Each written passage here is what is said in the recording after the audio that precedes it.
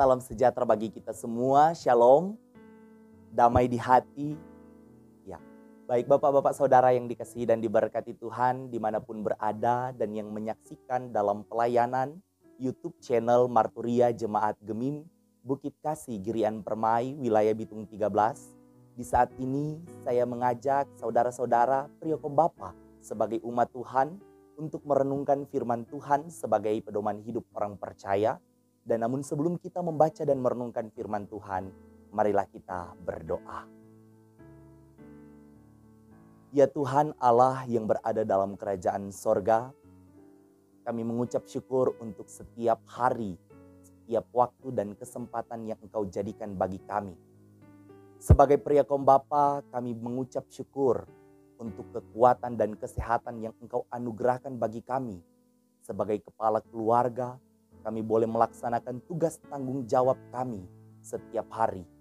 Dan di saat ini ya Bapak, dalam kesempatan bersama dengan channel YouTube Marturia Jemaat Bukit Kasih Girian Permai, di saat ini kami akan membaca serta merenungkan firman Tuhan. Yang kami meyakini firman-Mu adalah pelita bagi kehidupan kami sebagai orang percaya.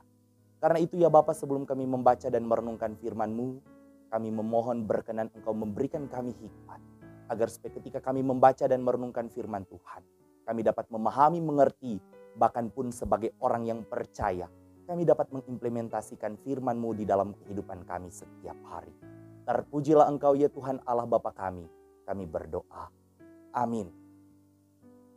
Saudara-saudara, Priykom Bapa yang dikasihi dan diberkati Tuhan, mari bersama-sama kita membuka dalam kitab Injil Yohanes, pasalnya yang ke-20, ayat 19 hingga ayatnya yang ke-29.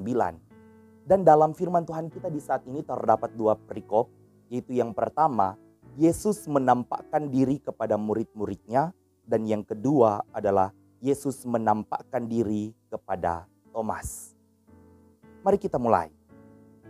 Ketika hari sudah malam pada hari pertama minggu itu, berkumpullah murid-murid Yesus di suatu tempat dengan pintu-pintu yang terkunci karena mereka takut kepada orang-orang Yahudi.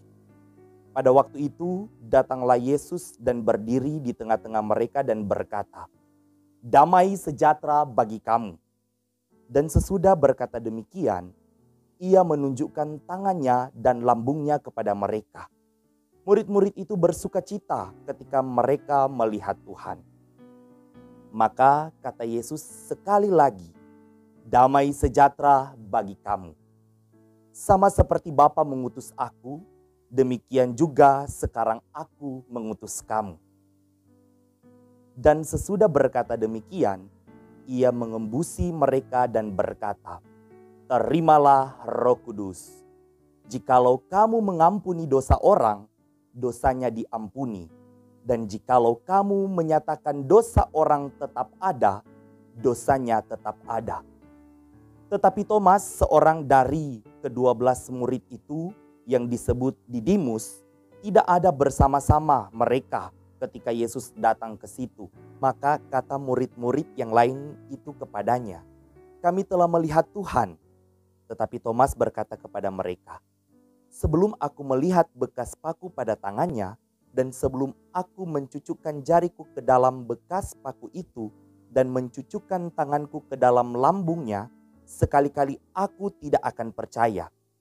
8 hari kemudian, murid-murid Yesus berada kembali dalam rumah itu, dan Thomas bersama-sama dengan mereka.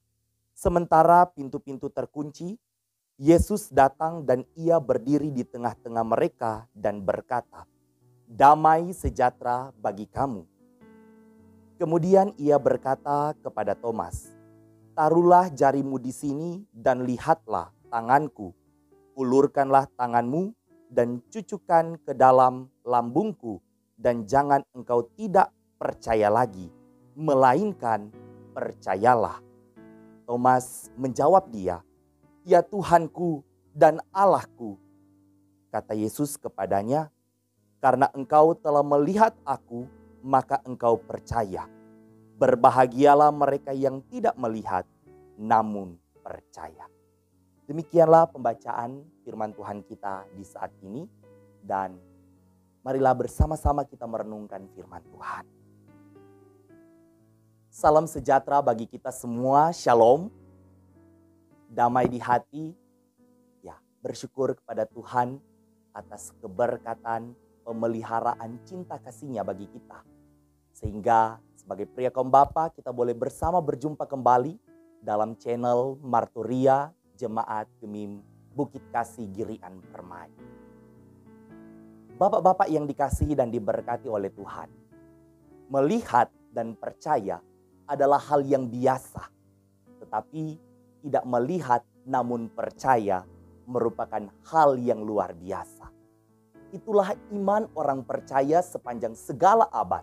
Dan tentu bagi kita juga. Iman adalah dasar dari segala sesuatu yang kita harapkan dan bukti dari segala sesuatu yang tidak kita lihat. Dalam kitab 1 Petrus juga dikatakan, sekalipun kamu belum pernah melihat Dia, namun kamu mengasihinya, kamu percaya kepada Dia, sekalipun kamu sekarang tidak melihatnya, kamu bergembira karena sukacita yang mulia dan tidak terkatakan, karena kamu telah mencapai tujuan imanmu, yaitu keselamatan jiwamu. Bapak-bapak, artinya ketika kita ingin hidup kita atau jiwa kita atau kehidupan kita memiliki keselamatan, maka satu-satunya jalan adalah kita harus mempunyai iman. Bagaimana cara kita mendapatkan iman kita? Iman itu adalah anugerah yang diberikan Allah bagi kita. Dan hanya oleh karena iman, kita akan mendapatkan keselamatan yang tentunya berasal daripada Allah. Iman yang dipegang dan diteruskan itu tentu saja bersumber dari Tuhan Yesus Kristus, yaitu dari keseluruhan hidupnya, bukan saja kematian dan kebangkitannya, melainkan juga dari perkataan, ajaran, sikap, atau tindakan Yesus Kristus sendiri sebagaimana yang tercatat di dalam Alkitab. Sebagaimana yang kita tahu bersama, pria kaum bapa yang dikasihi dan diberkati Tuhan, ketika Yesus Kristus dalam misinya datang ke dunia ini selain menyelamatkan kita, ada begitu banyak mujizat-mujizat, ada begitu banyak tindakan-tindakan, perkataan, ajaran, sikap yang dilakukan Yesus Kristus, yang tentunya menjadi landasan kita sebagai orang Kristen, terlebih khusus sebagai pria kaum bapa, untuk hidup dalam ketaatan dan kesetiaan kepada Tuhan, ataupun hidup dalam kehendak Tuhan. Tidak ada seorang pun yang datang kepada Allah kecuali melalui Dia, yaitu Yesus Kristus. Seperti yang dikatakan oleh Yohanes pasal 14 ayatnya yang ke-6. Banyak sekali perbuatan ajaib lainnya yang dilakukan Yesus Kristus yang tidak termuat dalam kitab Injil. Namun pada intinya supaya kita percaya bahwa Yesus Kristuslah adalah Mesias, Anak Allah, dan supaya orang-orang yang percaya kepada Dia memperoleh hidup yang namanya ada di dalamnya. Pria kaum bapa yang dikasihi dan diberkati oleh Tuhan kita Yesus Kristus, oleh iman itulah kita dapat menerima kesaksian dalam Alkitab, baik perjanjian lama dan perjanjian baru. Dan sebaliknya juga, keseluruhan Alkitab memberikan kekayaan hikmat untuk semakin mengenal Yesus Kristus yang adalah Tuhan kita. Sebagaimana orang-orang Israel atau Yahudi dengan Taurat menuntun mereka sampai pada iman percaya kepada Yesus Kristus. Termasuk murid-murid Yesus Kristus tentunya yang telah bersama-sama dengannya dalam pelayanan beberapa tahun lamanya. Namun sampai Ia dibangkitkan, mereka tak kunjung mengerti. Mereka baru-baru benar-benar mengerti dan percaya ketika mereka melihat secara langsung Yesus Kristus yang bangkit dan menampakkan dirinya di hadapan mereka. Nah, ada hal yang menarik ketika Yesus berkata kepada Thomas, "Karena engkau telah melihat aku, maka engkau percaya. Berbahagialah mereka yang tidak melihat, namun percaya." Pria kaum bapa yang diberkati Tuhan, kata berbahagialah yang disampaikan Yesus Kristus dapat berarti juga yang diberkatilah. Tentu saja ungkapan ini menggugah kita semua yang percaya kepada Tuhan, yang tidak pernah melihat secara langsung wujud Tuhan Yesus Kristus. Namun kita percaya dan bersukacita. Jika demikian, keyakinan kita, maka pasti kita diberkati. Selaku orang-orang yang diberkati Tuhan atau pria pembapa yang diberkati Tuhan, kita telah diutus di dunia ini untuk melanjutkan pekerjaan Yesus Kristus di tengah kehidupan bersama, baik keluarga, jemaat, dan masyarakat. Bahkan setiap orang percaya memperoleh karunia dari Roh Kudus untuk mengerjakan segala yang baik menurut ajaran Yesus Kristus. Karena itu, dalam bacaan kita saat ini, bukanlah kebetulan penulis kitab Injil Yohanes mencatat ada 2 kali ungkapan salam dari Yesus Kristus kepada murid-muridnya dalam perikop pertama dan 1 kali dalam perikop yang kedua. Damai sejahtera bagi kamu. Hal ini tidak hanya sekedar kebiasaan pada waktu itu, tetapi juga mengandung makna yang amat dalam di dalam kedatangan atau kehadiran Yesus Kristus, yaitu adalah kehadiran damai sejahtera yang mengatasi segala ketakutan dan kebimbangan, bahkan telah mendamaikan manusia dengan Tuhan oleh karena kematiannya di atas kayu salib. Kita ingat berita kelahiran Yesus Kristus kepada para gembala. Dikatakan damai sejahtera di bumi di antara manusia yang berkenan kepadanya. Itu dalam kitab Lukas pasalnya yang kedua ayat 14. Dan juga syair lagu. Damai sejahtera turun ke bumi. Nah, kemudian seterusnya.